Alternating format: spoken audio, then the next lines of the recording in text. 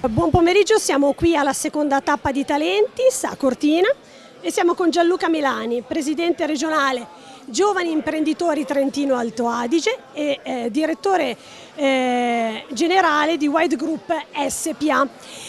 Buongiorno, una domanda subito.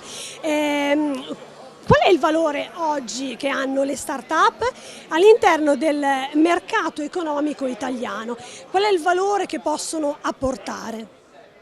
Grazie Beatrice e buongiorno a tutti. Allora, diciamo che le start-up all'interno del tessuto economico nazionale rivestono un ruolo fondamentale per tutti quelli che sono i temi connessi all'innovazione, allo sviluppo, alla creazione di nuovi mercati e al cambio radicale del concetto e dell'approccio dei modelli di business più tradizionali e più consolidati sul mercato.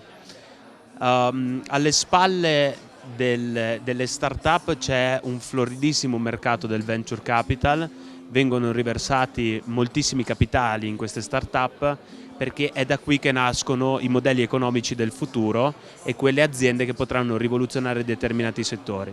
Non è solo una questione di rivoluzione, è anche una questione di creazione e costruzione di nuovi mercati. Abbiamo talenti incredibili e imprenditori nascosti all'interno del nostro tessuto socio-economico e sta proprio al mercato del venture capital riuscire a scovarli, capire quali sono le idee con più alto potenziale e riversare in essi quei capitali che serviranno per creare le imprese del futuro.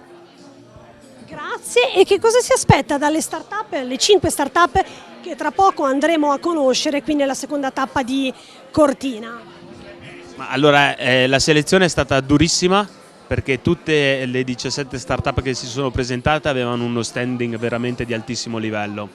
Ne abbiamo selezionato 5, quelle che abbiamo ritenuto un po' più, che la giuria ha ritenuto un po' più promettenti, sia dal punto di vista della scalabilità che la seniority del management e soprattutto il modello di business e le sue potenzialità.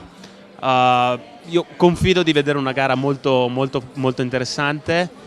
Sicuramente ci sono dei modelli estremamente attraenti e che potrebbero in qualche modo diventare delle grosse aziende del futuro, quindi sicuramente sarà una tappa interessante e molto stimolante per tutti. Grazie, e quindi non ci resta che andare a conoscere queste start-up. Grazie ancora.